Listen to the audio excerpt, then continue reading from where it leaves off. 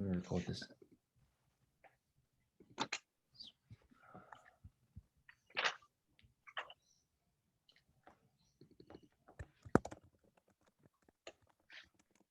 So as we record this, I'm actually just curious to know, I hear from people. Yeah.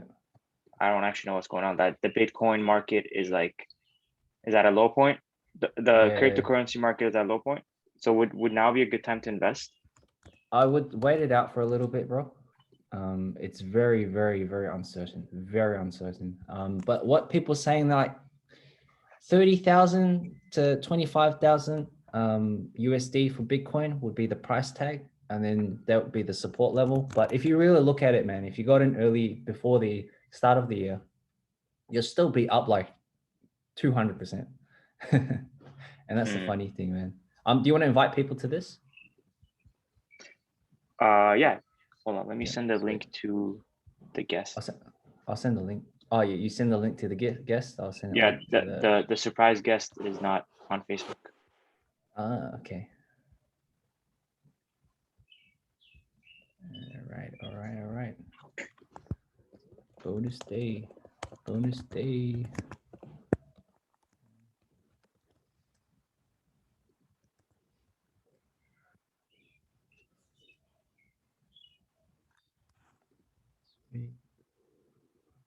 Announcements and we'll go live now. All right, we're live. Beautiful.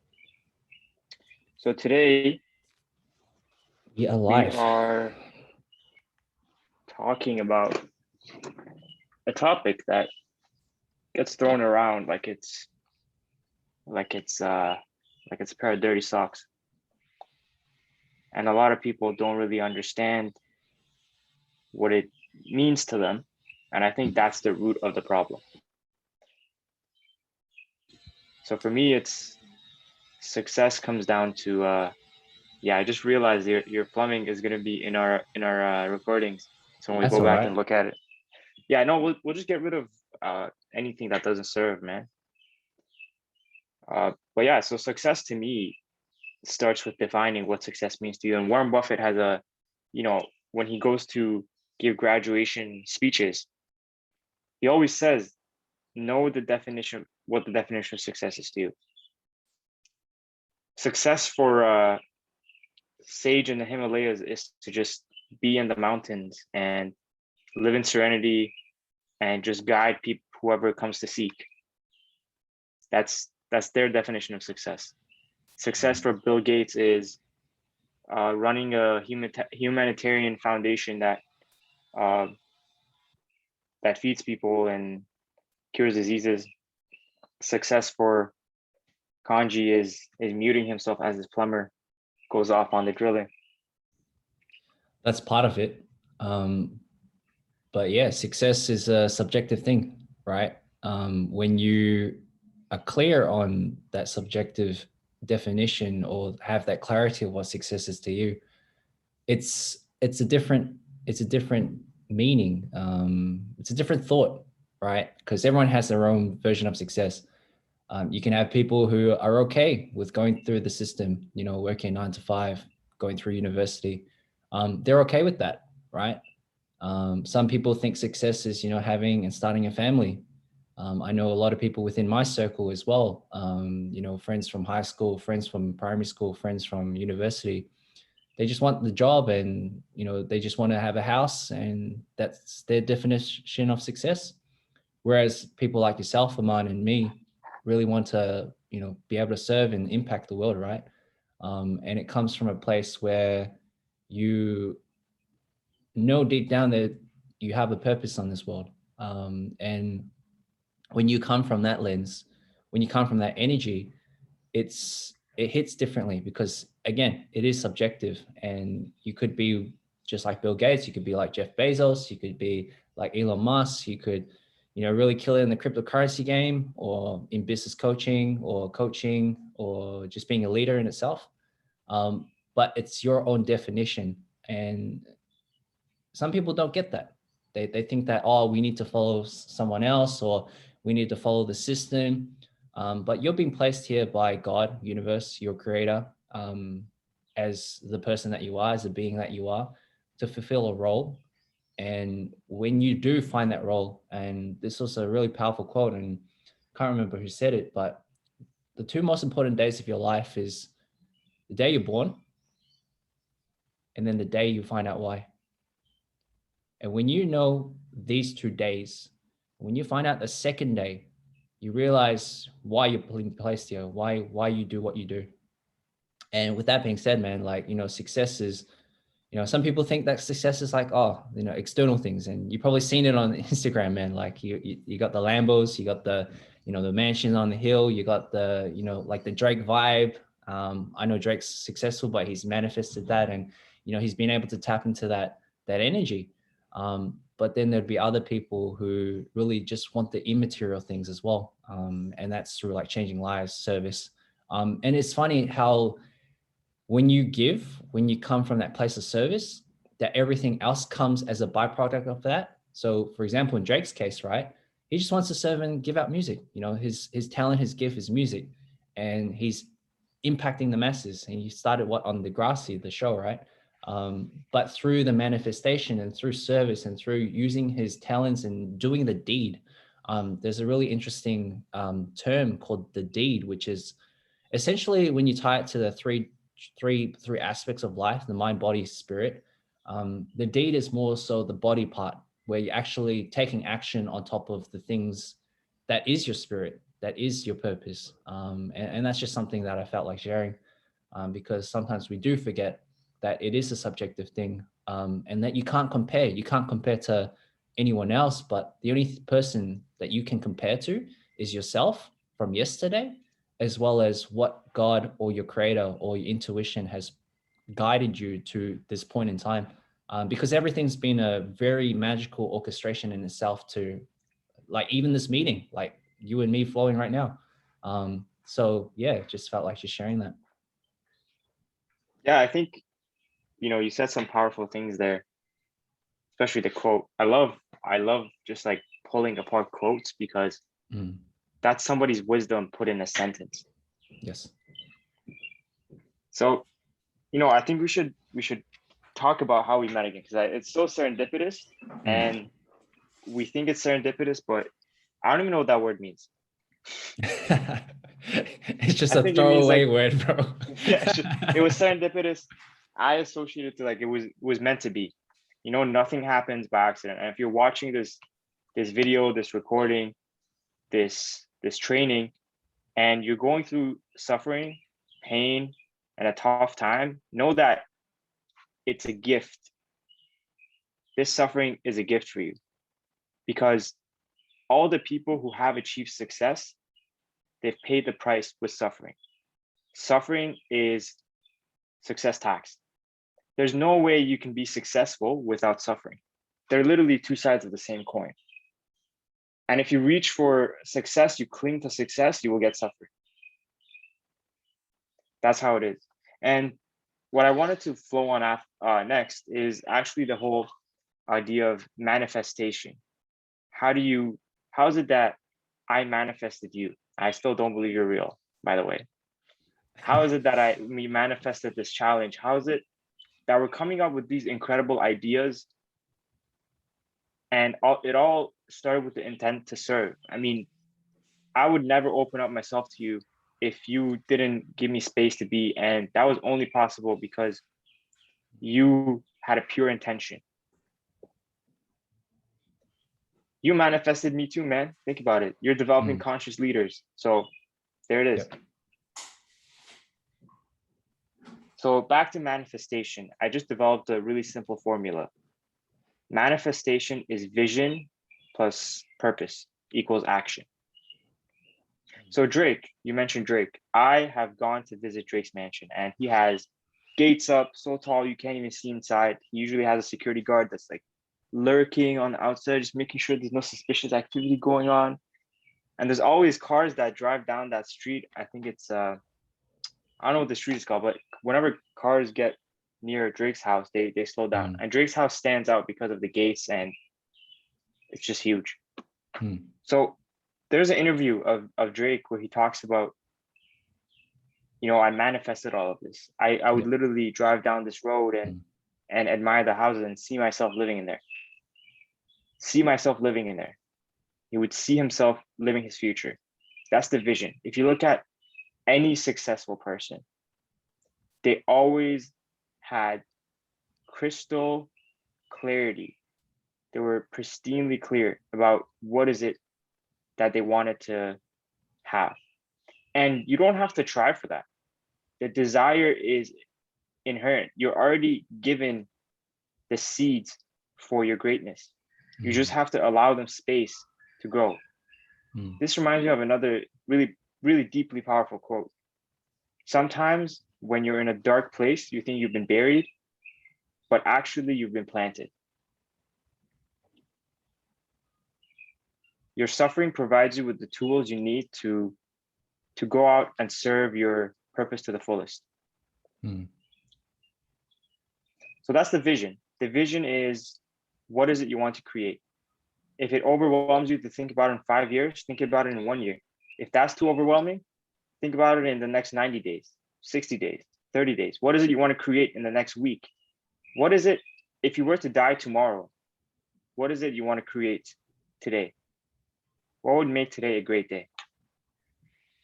That's the vision part of it. And that's something that I honestly, I think I specialize in, because I'm doing meditations every day. And I just got the idea that I should go buy Master Ko's course, one of his paid programs, because I just remember that man is just a thought like samurai, like shoo, shoo. That's what I think Master Ko does with his thoughts and his energy.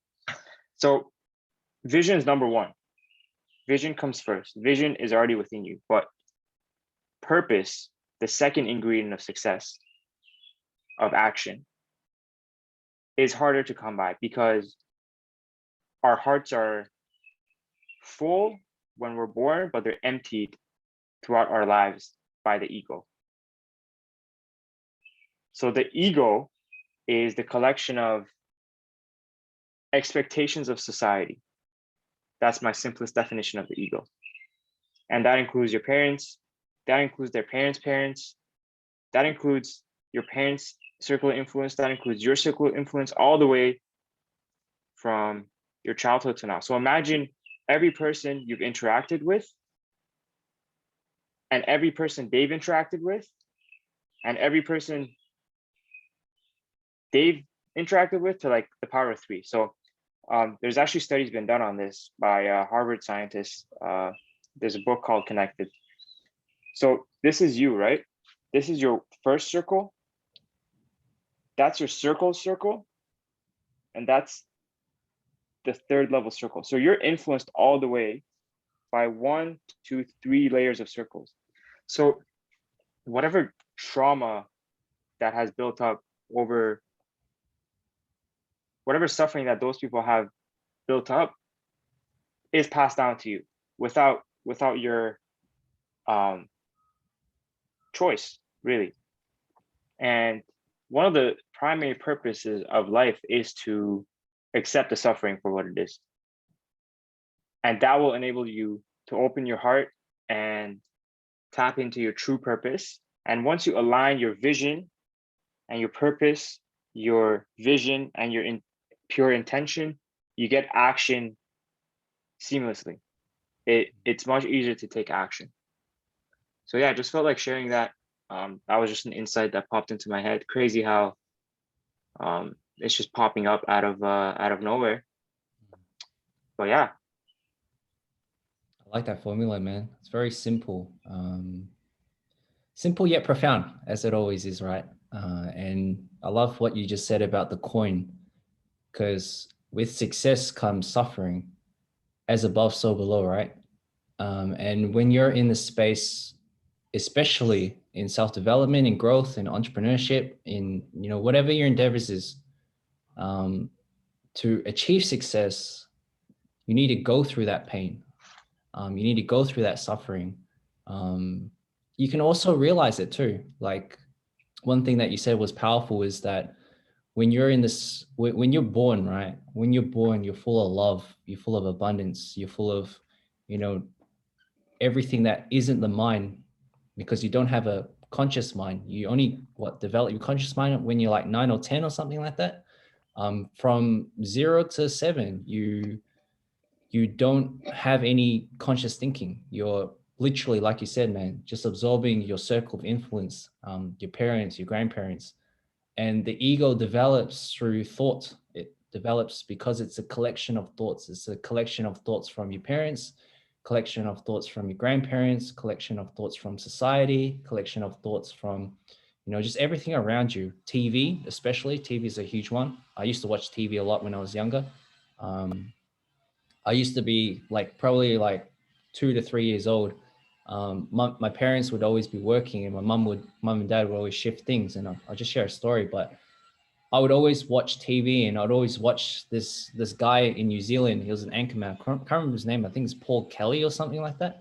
But I always watch him because of the energy he was in. I always remember that I was always watching TV, or I was playing Lego. I was doing something. But all those thoughts that came from when I was younger, um, they moved until where I am now. And you can identify what it is called the inner child, which is literally, if you look at time, which is non-linear, it doesn't even exist. Like time is supposed to be just like, you know, just a concept, right?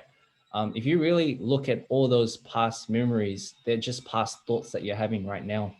And you know, with what you said, man, like success is literally a thought as well, right? You can tune into that thought, you can tune into that frequency. And I love the formula because even though you have a vision that is placed by you since birth, that you do have a desire that's been placed in you since birth, and it is our, I don't know, knowing, there's a belief that that vision, whatever that vision that you get, it could be you want to impact the world. It maybe you want to, I don't know, be a successful entrepreneur, you know, impact others, you know, develop conscious leaders, whether it's, you know, building businesses or whatever that vision is to you, that's placed in you, right? The manifestation of the vision comes from the feeling that that vision's already done.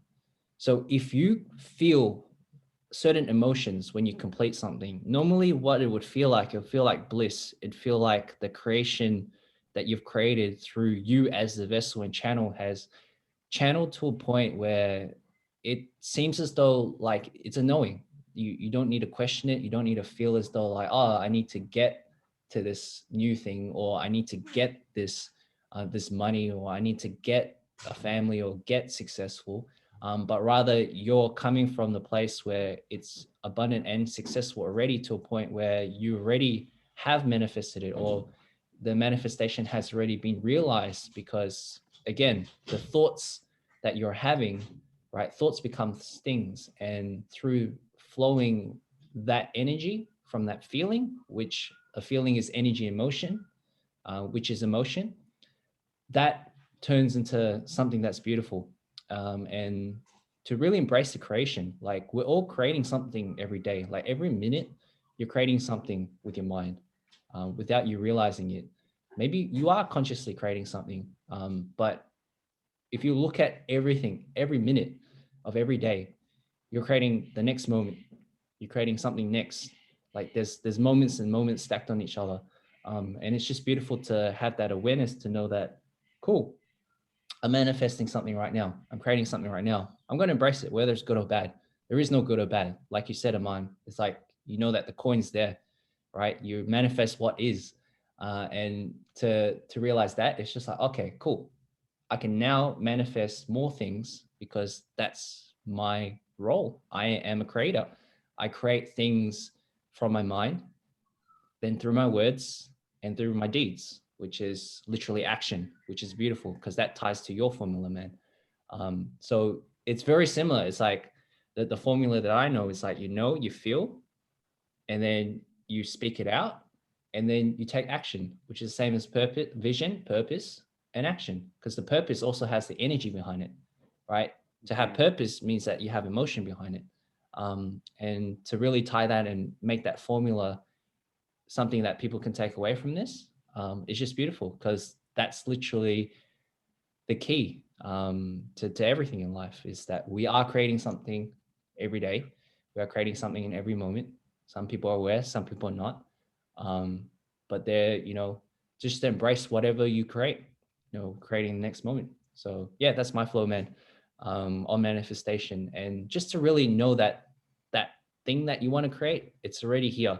It's already in this reality. It's in this frequency right now. It's like all these radio station frequencies exist. It's just that there's one that you haven't tuned into yet. But that radio station exists, just like hip hop, rock, and things like that. So yeah, Yeah. that's manifestation in a nutshell. Manifestation in a nutshell. But who are we to talk about manifestation really? Like, what have we accomplished? For somebody who doesn't know us, um, why should they listen to us on success? Like, why are we authority figures on success? So I think we should cover our stories, and I'll let you flow on your story of Beautiful. success, your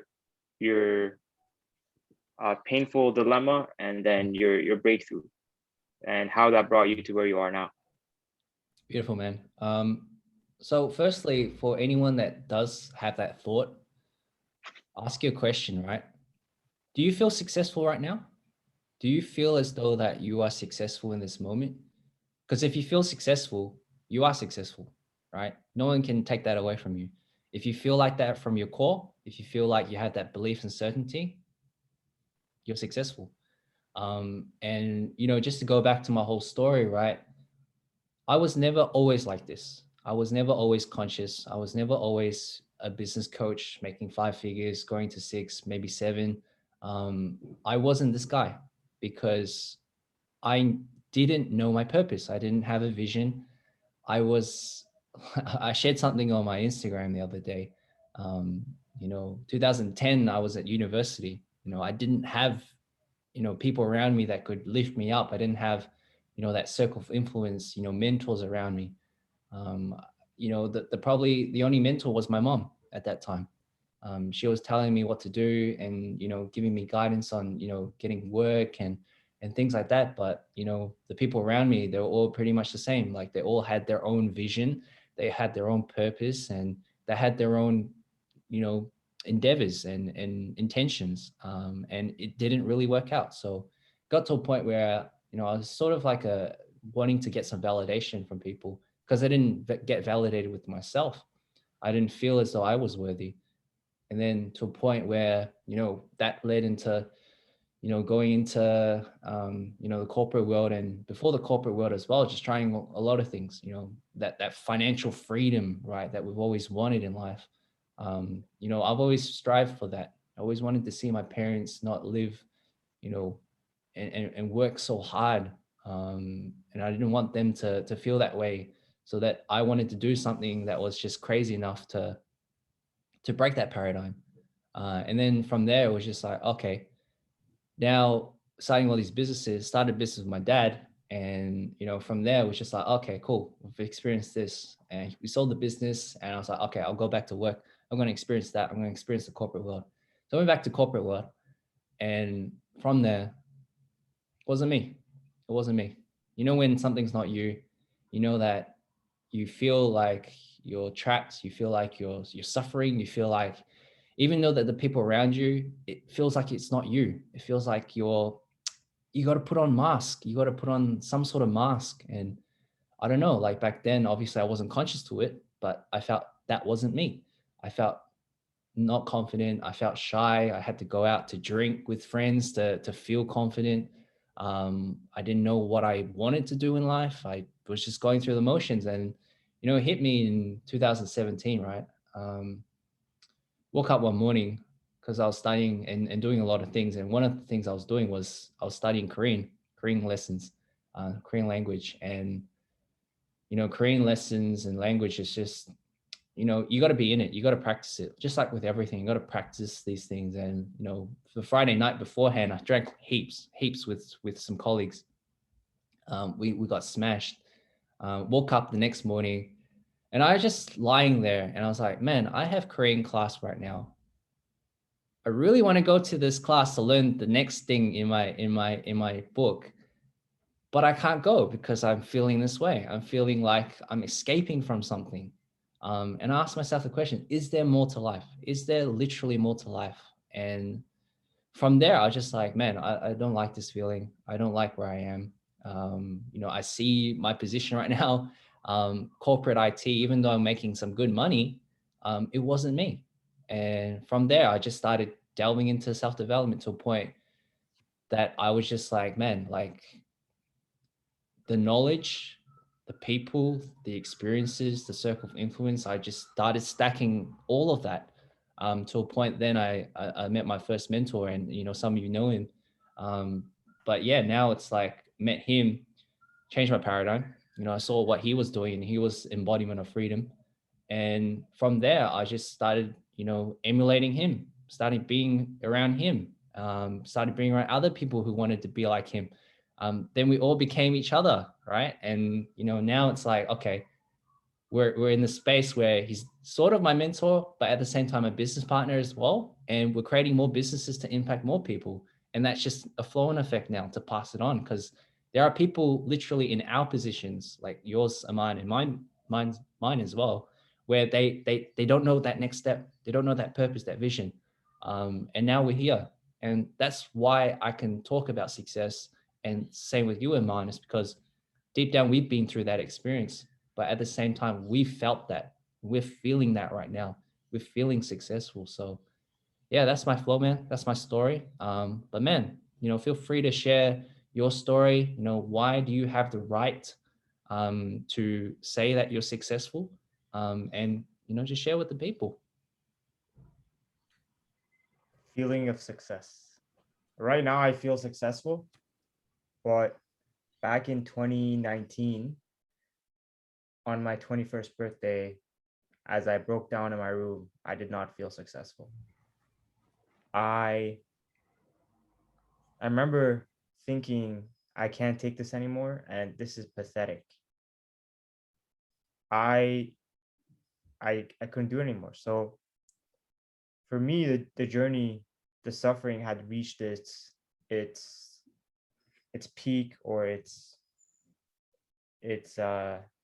depth, however you want to look at it. And like I said before, suffering, when you chase success, you will suffer. So I was suffering, and I asked myself, what is the next step for me? Action, right? So I told my parents that I didn't want to pursue dentistry, and a lot of my anxiety went away. And just like you, I started experimenting to see who I am, what I'm curious about, what speaks to me. And over that period, one of my first role models was Tony, and then it was Jim Quick. Then came along Stephen Kotler. Then came along you. Then came along Robin Sharma, and then came along you. So during that process, what really resonated with me was a state of flow. Hey, welcome Noah. So that's a surprise guest. So Noah, And Hello. Noah, what we're Awesome just to you, doing brother. is going over our story. Yeah. We're just going over our stories of and relating it to success, because we're essentially, what we're going to do is turn this into a training after. So we're just talking about success and why we're qualified to talk about it. So I was just talking about my story. So I can go through it, and then maybe you can share your story as well. Yes, sir. Let's do it. Okay. So I was saying that I was I found flow to be really, really interesting, and just something that piqued my curiosity, and something that I was able to understand, and found a passion in teaching it as well. So what I did was I invested more in myself. I bought, I first went through the Stephen Kotler Habit of Ferocity course on Mind Valley, and I was like, shit, this guy's talking about routines, and this guy knows what he's talking about. He's talking about routines and like curiosity and flow. And I'm just like, and he was just so passionate, and the way he just engages you is incredible because he's in flow. So you can't help but just vibe with him. So I went to that course, and then I went to that course like twice because I loved it so much. And then I bought his I pre-ordered his Art of Impossible book, and with that I got another course. And then eventually I emailed him. I reached out to him for like 2 weeks straight until they made an application for me. They literally like asked me on the application. I'm pretty sure I made them create the internship position just so I could apply. And on that, on the questionnaire was like, submit a 3-minute video on why you should be Steven's protege. And I took like 10 minutes doing that. I was like, man, if I'm going to get it, I'm going to get it. If not, then I'll just try again later. And I didn't end up getting it. But what happened was I dove even deeper into flow because I wanted to qualify. So now I identify as this flow expert, peak performance specialist, hyperproductivity, neuroscience. And so, yeah, now I'm running one-on-one coaching, group coaching, doing challenges with Kanji and my dude Noah down here. So I feel like I'm in a good place. I feel like I'm in a place where I feel successful. And again, that's what's most important. So I'm going to pass it on to Noah and ask him, what makes you feel successful, and did you always feel successful? No, I didn't always feel successful. Like, I don't think it's a metric. Success as a metric is hard to measure. There's a lot of factors that go into it. Money can be one, but it's not all. There's a lot of people who are widely successful because they have a lot of money, but then they're miserable. Their relationships are not that great. They don't love themselves, they don't love others, and it's a very thin line there. But I think majority of success comes in progress. A lot of people try to aim for perfection, and I used to be a perfectionist for a long time. Always wanted things to be perfect, and that slows you down a lot. Progress over perfection is one paradigm shift that I had that absolutely blew my mind. When you start focusing on progress and you start building up the momentum bit by bit, you start noticing a lot of the progress you're making can be reflected through success on a daily basis. And there's this chart that shows like progression of success on a daily basis, and you see it goes up, down, up, down, up, down, up, down. But then you see a decade and you see it's a linear line going up.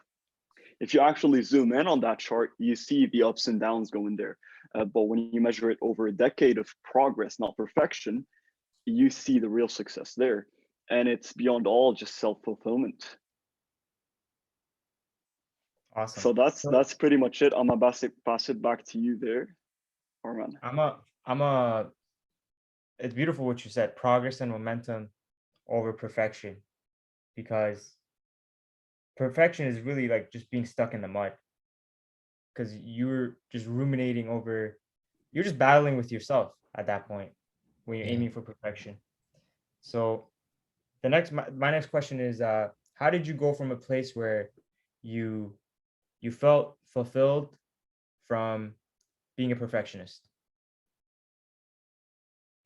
So it ties to the topic, the Pareto distribution we want to talk about. The big question was, all right, progress over perfection. Well, what areas should we really be focusing on making progress in? And what areas in which we can make progress can actually make a significant impact in our lives? And I heard a speech by Jordan Peterson years ago about the Pareto distribution, and it blew my mind, because we don't understand it, but the symmetry of it is just absolutely insane. Everything follows the 80-20 principle. 80% of the results come from 20% of the work. 80% of like the mass of stars, for example, the majority of mass of stars is centered around 20% of the stars. Trees, cities, populations. Everything is centered around the Fourier distribution with small minor adjustments there, and nobody can really understand it. So the first step was for me to sit down and say, okay, what's my 20% that's gonna give me 80% of the results? And I wanted to focus on progress when it comes to the priorities. And the priorities are enveloped within this 20%. Now, each person can have 20% is going to be different for each and every person.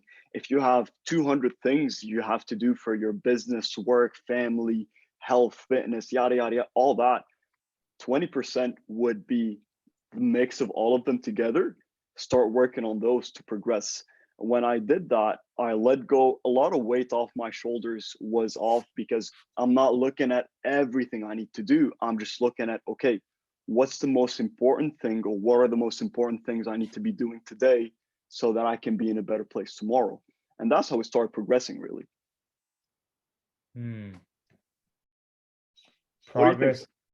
Progress in your priorities. So at any given moment, you can ask, what is my 20% to give me the most massive results? So and I've heard let me give you an example. Let me give you a quick example. Let's say you're building a business, all right? If you want to build a business, the main engine of the business is obviously profit. The more profitable the business is, the bigger it can grow. Now, if you spend 40, 50% of your time focusing on the social media account of the business, and you're like, oh my God, I'm making a lot of progress, but then your sales are down, it's like, no, you're not really, you are making progress, but not in the right places that align with your goals and vision. So that's kind of where the thin line is drawn in the Pareto distribution there. Okay, so measure my business progress by sales and how it aligns with my vision. Yeah, I love that, man. It's like, if you don't have cash flow, you don't have a business. If you don't have systems, you don't have a business. So it's allowing you to focus on what really matters so that you can move that forward. And as long as you have that vision of what the end result is of your business is, it's like, okay, cool. I was going to call it vision because like business and vision, but yeah, it's cool to flow on, you know, cash flow as well, right? Like, you know, you need to have cash flow. You need to have some sort of revenue generating activities within your business. Otherwise, it's just like, oh, okay, I've got some awesome hobby, some awesome project that I've got right now. But yeah, where's the money? Where's the clients? Like, what am I going to do, right? And then it comes back to the whole point about like, I think we're just flowing on manifestation, where instead of like trying to get it or like seeking it, that's the denial of you not having it right now, right? So it's just like, okay, where can I come from and feel that success and feel as though that this money is here, and just move with that energy to apply it into your cash flow and to apply it to your business and to the systems and to also just service, right? And connecting with people. So I love that, man. I love the progress over perfection. I love the progress with priorities. It just really flows with, you know, how things really work in this scheme of the universe, right? 100%, man. 100%. I think it applies to a lot of things. And when people actually start applying the Pareto distribution, they take a lot of non-essential things off their list of their daily tasks, things that are often stressful. People beating themselves up because they weren't able to upload another post, or they weren't able to respond to their YouTube comments. And it's like, who cares? Who cares really? At the end of it, it's a part of the business, but it's not an essential part of the business. You can build the business without responding to the comments, without posting on social media, but you can't build a business without reaching out to clients, making sales, doing marketing. These are the pillars that actually define the success of business, and people need to be focusing on that primarily. When this is done, then you have the rest of your time to work on social media, respond to people, respond to comments and all that, but priorities come first. You're muted, Kanji. Yeah, just trying to be cautious of the drilling. You can hear that in the background for anyone watching. But yeah, 100%. It's, you know, it's the pillars, right? The pillars of business, the pillars of life as well. Like to have those specific areas. It's the same thing, man. It's like you build a connection, you market, You don't even have to market it sometimes, but like it's that connection that builds the sales, it builds the connection, it builds, you know, your business and the cash flow. And that's like the primary activity. Cause like I've been there in the past, man. Like I've been in a space where like I've done full content. It's like you're just like in this content mode. You're like content. But then I was like, oh, where are my clients? Like, what's happening, man? Like, I'm not reaching out to anyone. And then you expect people to like fall into your lap because of the marketing. I'm not too sure if you guys know Billy Jean, but like he's a marketing genius, right? He says that marketing is like you're taking the drive when you're playing golf, and then sales is the putt. So that 3%, the 95%, you know, the 95% would be the marketing, the 5% would be the sales, but the sales is what really changes everything. And I just love that analogy, and yeah, just felt like sharing that. That was actually a sick example, because you can do the 95% perfectly. You can be the best marketer in the world, but if you don't close the clients, you're operating at a loss. You're just out of pocket with marketing expenses. The business is growing. There's no cash flow coming in, and you ended up focusing on the 95%, which is an essential part. But the priority is always, okay, where can I get my home run there, and focus on that. Yeah, felt that. Aman, Yes. what are you getting out of this, brother? What I'm getting out of this is that I need to step up the amount of sales calls I do per day. So I'm the kind of guy that wants to be really specific about his goals. So I'll tell you guys, because I don't care. At this point, I just don't care. I'm just flowing. So one of my goals is to have 5 sales calls a day and limit them to 15 minutes. So within the 15 minutes, if I haven't offered them something, then the timer will go off and I know I have like a minute to offer something. So less content, because I focus a lot on content. I'm like, how can I do this? But recently I had a really, really profound insight. I was like, I should go on video more, spend less time on writing copy, and let my presence speak for itself. So I'm gonna be going live on IG a lot more and just posting videos and minimizing the amount of time I actually spend writing copy that nobody reads. Bro, nobody reads copy. Like I'm the only one reading my copy like 5 times, proofreading it. I'm on Facebook, on I don't know, in Instagram. Like nobody reads my copy but me. Like think about an author, right? No person puts in as much work studying the contents of an author than the author himself. That's why being an author is such a tough and grueling like reality, because you're pouring your bro. I read the statistic. So Stephen Kotler, 1 page of his book, no, 1 hour of reading his book is 3 years of his life. And I just like, I don't want to be on my deathbed and look back and be like, man, I spent all that time on copy. Like that's gonna be a regret. So what I got out of that is to get to a place where I'm hitting home runs with five sales calls a day, and that's running my business. And that's like in total, that's what, like a little bit more than an hour. So that's what I got from that. And the reason I got that from this flow is because I was asking the question of the 80-20, and I was thinking that, there's a lot of different ways to look at that question. One of my main things is just make everything super simple, because life is simple, but if you think about it, like your parents are making it complicated, you are making it complicated, everybody's making it complicated, but genius is really simplicity. So I'm like, there's different versions to ask the question of how can you up your productivity, get the most out of it. A couple that came to mind was, what's my outcome? What's my outcome right now? Like, what's my main outcome? If you stick to the main outcome at any given moment, then things just flow from one to the next. Here's the other thing. When you're trying to figure out 4 things at once, or even 2 things at once, that's multitasking. Studies have shown that your brain burns up more glucose doing that.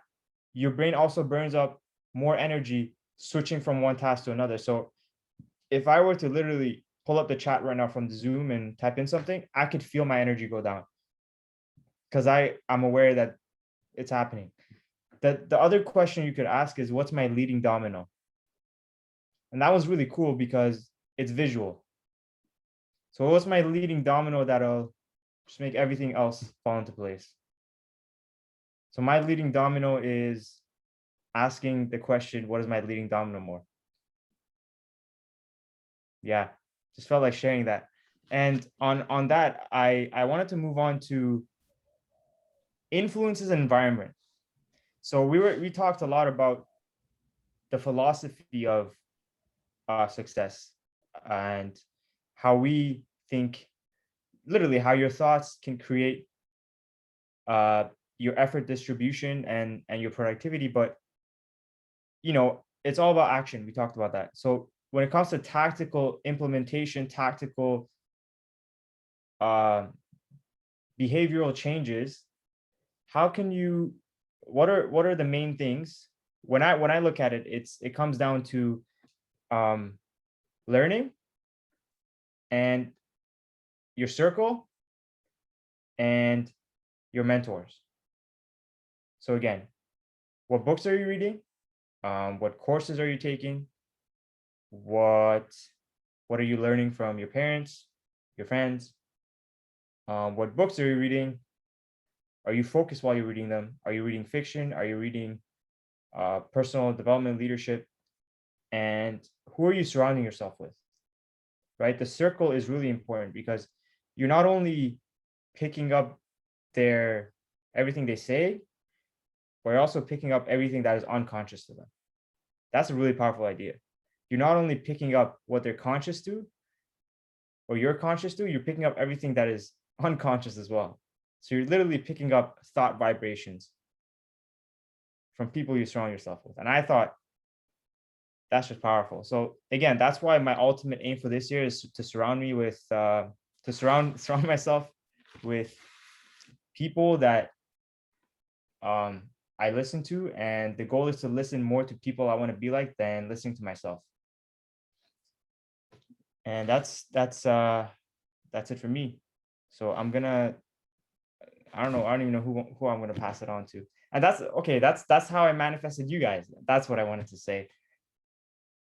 I manifested both of you because I set the intent out there that I want to meet role models. So I know Noah is big on just getting hands-on experience with people who are doing what you want to do. So why don't you tell us a little bit more about how is it you go after finding the right person, and what questions do you ask yourself to get there? First, thanks for sharing that. I think there's a lot of connection in the people you meet. There's a connection that you don't understand at first, but then it will make sense down the road. There's no really criteria for picking a mentor kind of thing. It's whoever has the skill that you need to learn and is good at it, better than you at least. They can help you in terms of mentoring until you get to the point where you're better than them at that particular skill. Then they can't help you anymore. But Tai Lopez talks about the 33% rule, and I think it's very, very powerful. It's 33, 33, 33. So 33% of the people you need to be hanging out with need to have less knowledge and less skills than you. 33% needs to be on the same level, and 33% need to be on a whole different level. So you're getting in your circle, you're getting that combination where you have some people you can share your experience, knowledge, and skills with. When you do that, when you teach, you learn a lot more. You have people who are on the same level, and you guys are able to go in the flow, hit ideas back and forth, discuss things, do mastermind session, all that. And you have mentors who have more experience, more knowledge, more success than you can learn from and acquire some stuff from them. And then the cycle repeats. But in that, it's really like looking at failure and success as two metrics in it. You want to be mentored by somebody because you want to be more successful. But when people look at success and failure, they usually look at them as as opposite things, but they're not, because you can fail a little bit and fail a little bit more, and then you fail a lot. You miss a payment, you're late for work one day, and then before you know it, next day your credit score goes like crazy, goes down, you get fired, and now you're lost. So you failed a little bit, you failed a little bit more, and then in the span of a week you failed a lot. But for success, you can show up to work every single day for years and be one of the best people there, and your success is barely gonna be up there. So there's really a metric and a big difference between both of them. And getting a mentor who knows how to exponentially speed up that success progress for you is the biggest one of all. When I look at mentors I want to choose, I look at people who have done, not just who have the skills, but who applied it effectively and were able to succeed in applying it. Because when you do that, you're able to skip a lot of the loopholes you might fall into by their experience, and then your success by default will be exponentially faster. So that's kind of a little foretake on it. I really want to hear what you and Kanji also have to say about it. Yeah, I love that, man. So 33% of your time with people that are not sort of as experienced as you, then 3% of the people that are in your circle and that you can bounce ideas, and 33% of people who are your mentors. And one thing that I love to leave with everyone is like, you know, your mentor is someone who's done more stupid things than you have, right? So you go to a mentor because, like you said, man, like they have the experience that you don't fall into these loopholes. It's like you go into a jungle, right? Like, let's say we're all like this troop. We're going to the Amazon's jungle, and we're gonna, I know, you know, smoke some ayahuasca or something like that, right? We're trying to get to this destination, but we can't get to the destination if there's no guide, if there's no one to guide us, right? And this guide is your mentor. This guide is this person that can bring you from this destination to the other destination without getting caught by boas, snakes, and tigers and things like that, right? So, you know, one thing that's powerful is, even though, like you said, Noah, there's that success element to follow what they have with their path of success, but also what they can teach you in regards to failures and experience, and to show you what not to do as well. Because sometimes we get caught in that, you know, little bit, and then massive failure, right? But how do we get back emotionally and with the energy to get back to, you know, base, right? So that we can skyrocket to success. You know, even though it's not really like a linear thing, but it's more a conceptual thing where it is an energy and a feeling, and just transmuting that, you know, through your circles and through the people that you want to be around. And it's good to have mentors that you can leverage, right? Depending on skill sets, depending on experience. And it's good to have mini coaches too. And, you know, just being around this circle of influence and this energy as well. It's like you learn a lot. And the people that also aren't in your circle too, like the people that do want to learn more from you. And I always say that is like your students will be your best teachers. They teach you more things than you can learn from yourself and from your mentors. But yeah, I really, really vibe with that, man. Where you can leverage, I wouldn't say leverage, but I was just say absorb the energy and, you know, soak in the vibe from each portion or each role that we all play in this life. Yeah. Pass it on to you, man. What's your flow on that, bro? What's my flow on that? I think, dude, that 33% rule was just, that's profound, man. Because I realized that I spend a lot of the day learning, and like you said, you should be learning 20% of the time and teaching it 80% of the time when it comes to solidifying those thought patterns. So what I got from that is that my clients are going to be the ones I teach to. I have a clear vision of people I want to aspire to be, but I can't even like conceptualize who's at my level. So I guess that's where my work lies. So I have to, because you guys are at my level because we're flowing now. So I guess I'm right where I need to be. That's my flow on that. The next thing is, we're talking about success. We're talking about taking action, action. Do this, do that. Your thoughts are not real. You gotta question your thoughts. You gotta make sure that you do the things that move the needle the most. But somebody who's dealing with like fear and doubt, I think to myself, what is my number one advice to somebody who's going through resistance when it comes to self-investment? Because the fear of poverty is real. Like, I'm not gonna lie, my fear of poverty is real, but it's only real in my mind. When I say it, I sound ridiculous. That's why it's powerful to verbalize your fears. So I have a fear of poverty.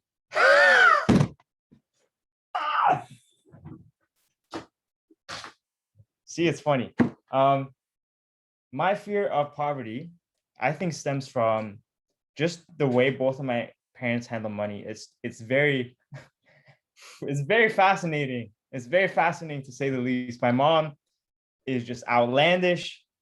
She has too many things in this house. I literally cleaned out the kitchen before she left for Iran. I was like, Mom, this is my gift to you. And when you're gone, I'm literally gonna simplify your entire like household, because you're not gonna need any of this stuff while I'm gone. It's gonna be way too much stuff for you.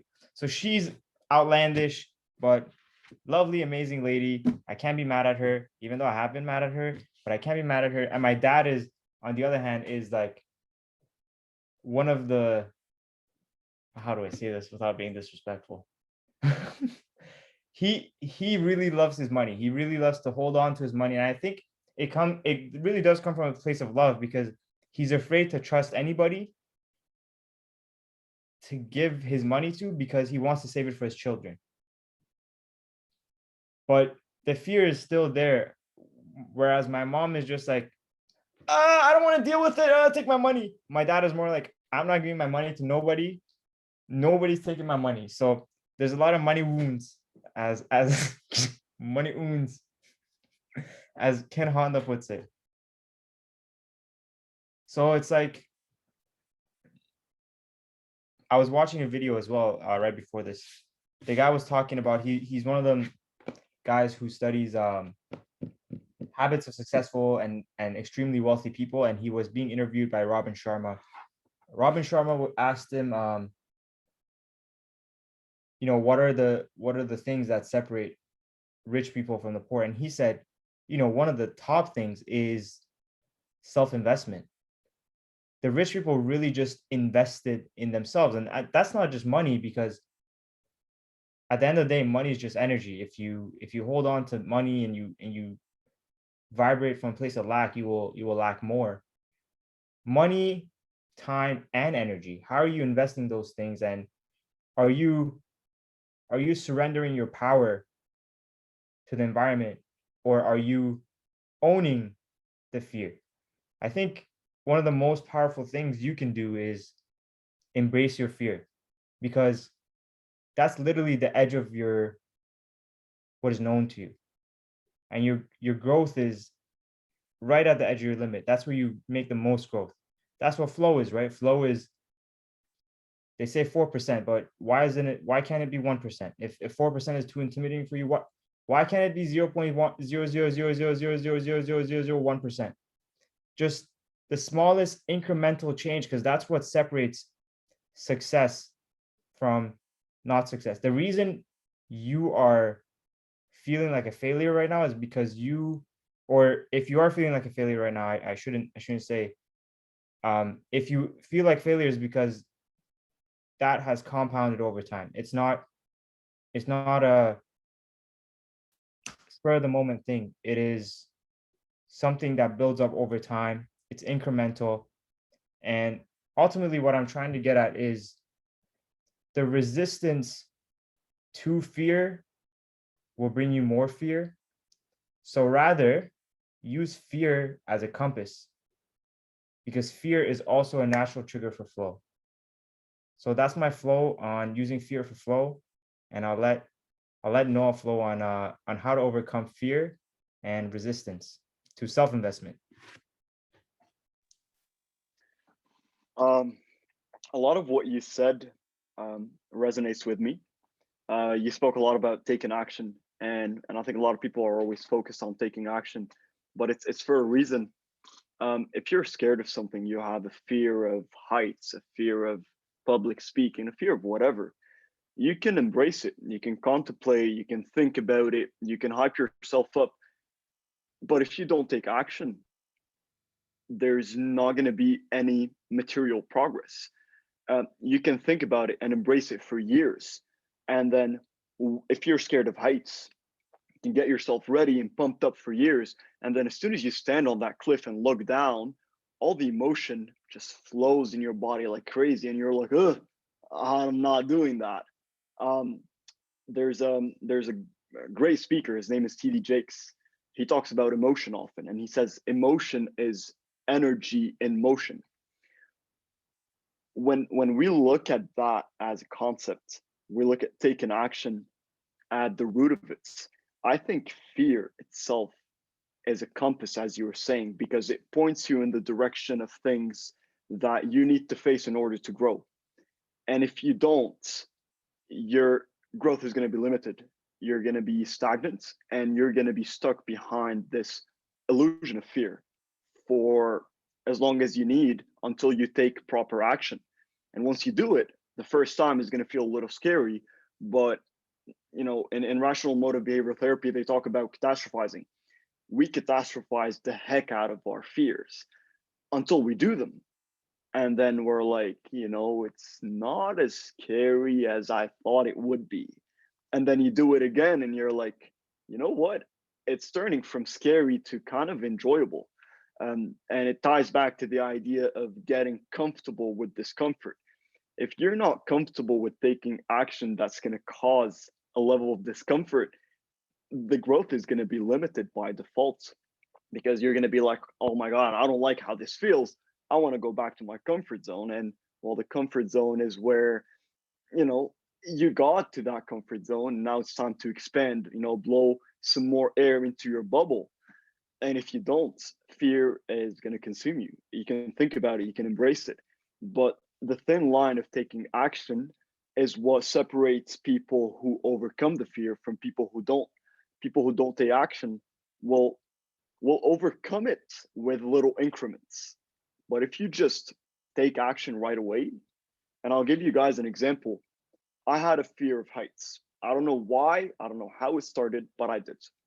And I thought about it for a long time. I was like, man, there's nothing to be scared of, yada, yada, yada. And it never helped. I look out the window, I feel dizzy. It never helped. I thought about it, I embraced it. I'm like, you know, fear, actually, heights is amazing. Until one random Sunday night where I messaged my brother and I'm like, yo, let's go skydiving tomorrow. And at first he was like, no, he wanted it at first. And he was like, no, what are you talking about? Like, let's do it. We went there, and I kid you not, the plane started going up. I was shitting my pants. The instructor was right in front of me. It's like, it's gonna be okay. And I was like, you know, I was pumping myself up. I was like, man, it's gonna be sick. It's gonna be all good, until they opened the door. When they open the door, you actually feel the real emotion of fear flowing in your body. And at that moment, I was like, can I back out? Like, can I just go down with the plane again? I don't want to do this, right? And if I did that, all the years of thinking and contemplating would have been thrown out the window, would have been gone to waste. But I just closed my eyes. I said, you know what? Whatever happens, happens. And you know, Will Smith talks about it in a speech. It's one of the most blissful experiences, not because just the adrenaline rush you feel. It's just because this is height of fear, such a consuming fear, that when you actually take action, you feel something amazing, which is your comfort zone, not just expanding, but blowing the heck up. So that's kind of my forte on it. I want to hear what Kanji has to say too. And I really love that. Like, you're blowing your comfort zone out of proportion. Like, you're blowing it out the window, right? And I love your story about the skydiving, because that I was like imagining that just in the back of my mind, just like, wow, like you go on the plane, you're about to go up there, and then those moments, you get all those thoughts. You're like, man, like, should I back out? Is this for me? Like, why did I do this? Like, why me? Like all these thoughts, right? And then when you hit when you're about to get out with the instructor, right? Then you close your eyes, you relaxed about it, and you let that emotion just flow through you, the energy that was in you, man, to flow through you. And fear is funny, right? Like if you really break down the acronym, I think there's like two versions of it. One is like it's like one is like F everything and run, which is like the actual proper meaning for it. But there's the other one is like false evidence appearing real.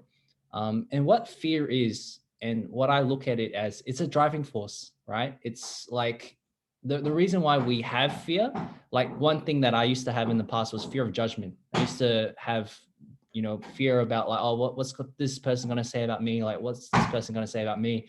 I don't even know if I can post this video. I was shy about certain things. And the fear is really just the thought that you're having. It's fearful thoughts, right? It's, things our mind puts on our mind just tells us that like, oh, okay, this event might happen. It could possibly happen. It's like the worst situation. It's the worst thing that can happen. And to take action, right, on these fears. I think Mel Robbins posted something just recently, and it's like change doesn't happen through motivation, but through discipline. And taking action for me is more like, okay, discipline and the skill of discipline, where you can stick to what it is that you put out, that to when you speak it out, when you like want to take action on certain things. Because when you have discipline, it's more so like you have the skill to stick to your word, to stick to what it is that you want to do for the day. To give yourself that self-love. And there's like the aspect of self-love with discipline as well. And I feel as though, especially with fear, that it is a driving force, because some people back away from it.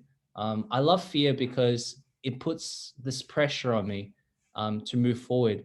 And it's like pressure creates diamonds, right? So you become a diamond, you become something, like you said, man, like you blow your comfort zone out of proportion to a point where you're this new person in this new vibration.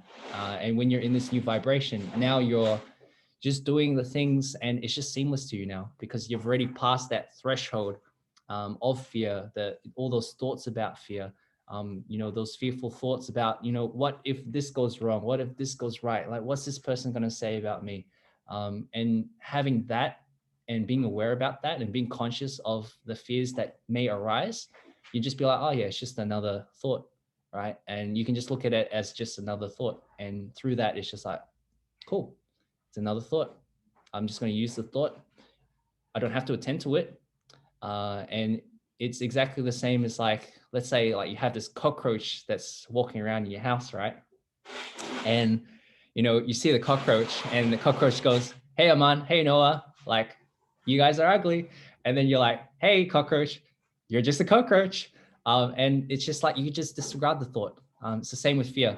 Like fear is not real, but you can use it. You can use it as a driving force to move forward in life. But yeah, that's my take on fear, and just taking action, discipline, and the works.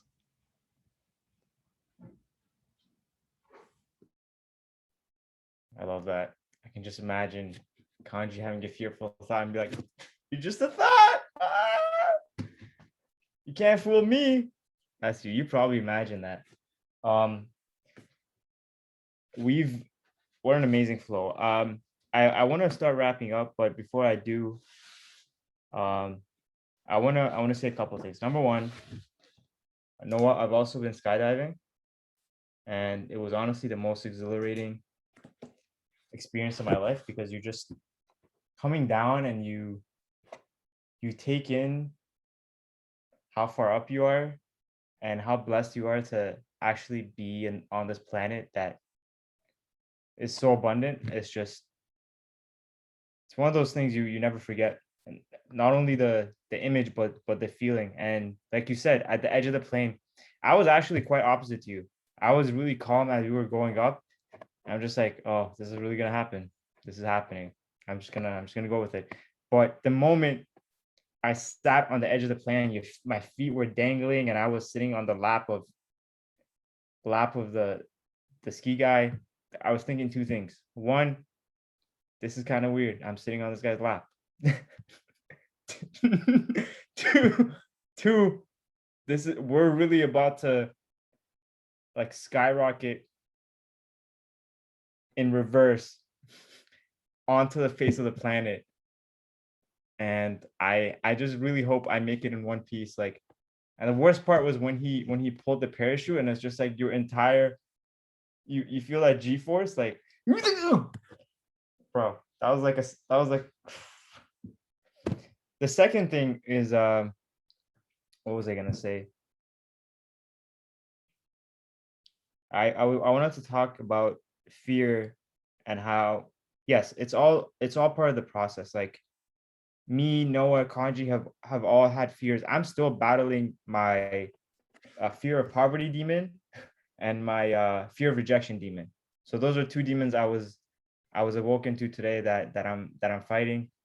But I'm more comfortable dancing with my fears now. I'm more comfortable talking about them because I'm finding that the more I talk about them, one, I'm more aware to them, and two, they're less real to me. I'm not keeping them inside my head and letting them consume me. So that's liberating. And to anybody who's watching this, again, remember that the butterfly was once a caterpillar and had to go through the cocoon process. And there's a story of this man who saw a caterpillar who was in the latter stages of the cocoon, and he wanted to help the caterpillar transition into becoming a butterfly. So he used his knife and he cut open the cocoon. But once he did that, the caterpillar died. And so the metamorphosis in all its entirety is necessary for you or for the caterpillar to spread its wings and fly away. So embrace the fear. And how I want to end this off is actually do a creative visualization. So for the next few minutes, I want us to close our eyes. There's going to be no music. I'll guide you guys through a creative visualization. And yeah, just join me in sitting and closing your eyes. Start with 3 deep breaths.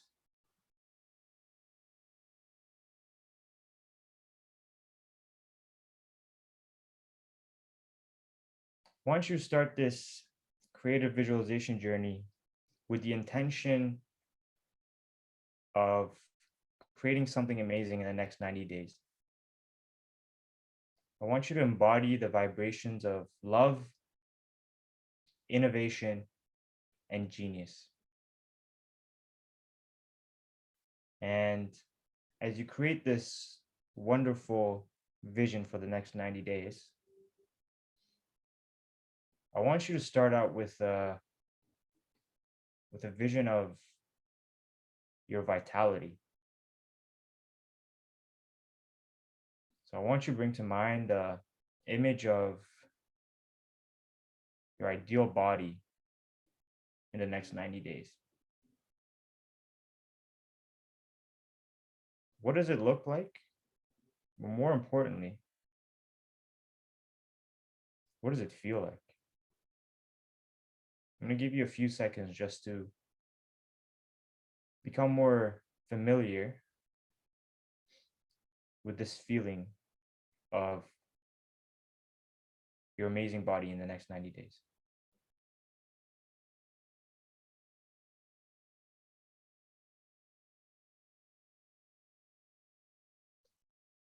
And now I want you to go inward into that body and see what kind of food you're consuming.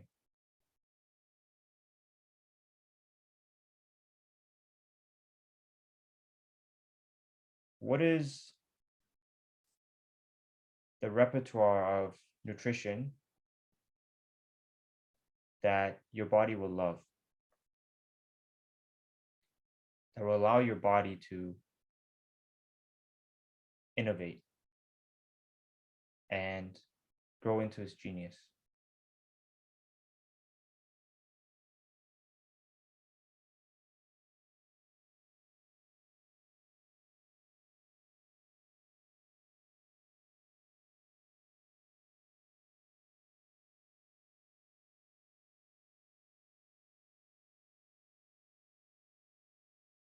as you continue to fill out this image of the ideal body for the next 90 days, I want you to think about the ways you can move and exercise that will bring you the most progress. Specifically, I want you to think about the one thing that you want to do more often, or rather, the one thing you want to do on a daily basis to make sure your body moves the way that unleashes its genius. So think about the one way that you want to move your body on a daily basis that allows it to become great.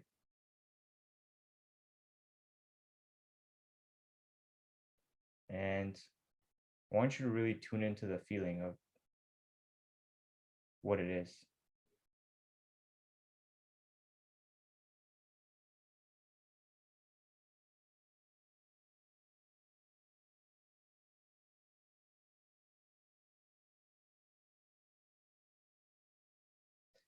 And as you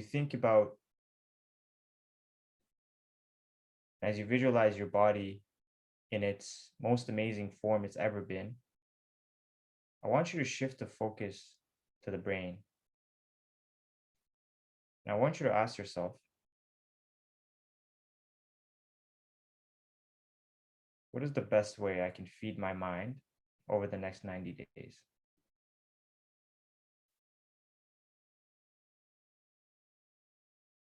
Imagine yourself doing the one thing you enjoy the most that feeds your brain. It could be reading, it could be talking to your favorite people, it could be watching a really inspiring video. Just allow your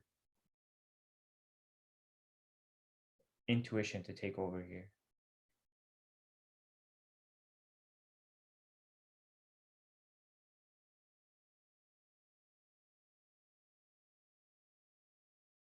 Take the next few seconds to just become more familiar with the emotion of your mind being filled with genius. I want you to imagine your brain just enhancing and connecting to the central intelligence of the universe. I want you to think of your mind and your brain as a blank canvas of galaxies and stars that is just waiting to have its potential realized. All you need to do is find that tiny, tiny spot inside your own mind that needs its light to be turned up. So I want you again to imagine your mind as the canvas of the universe. Absolutely no limits.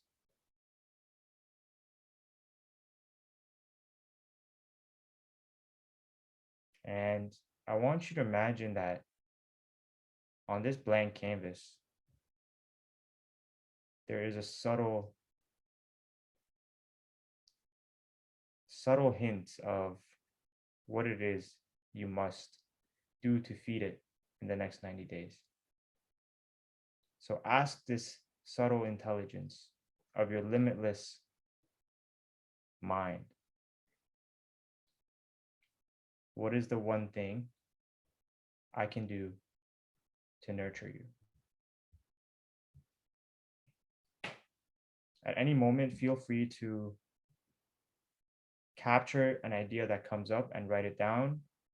And you can go deeper into that idea now or later during a journaling session, or really just thinking about it. So as you imagining your mind as a blank canvas of the universe, I want you to see all the colors of the universe, all the colorful supernovas and superstars and planets and galaxies. It's truly limitless. And as your mind is painting this picture, I want you to once again bring your awareness to the feeling.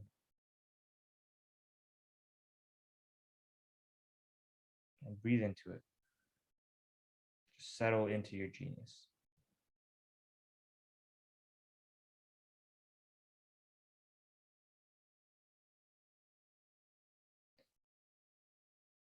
And as you bring yourself back into your room, remember that you are not a drop of the ocean,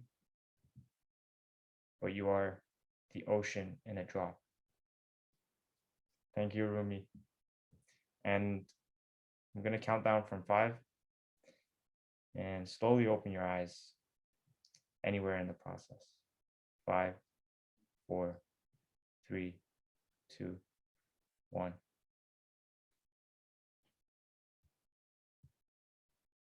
We back. We back.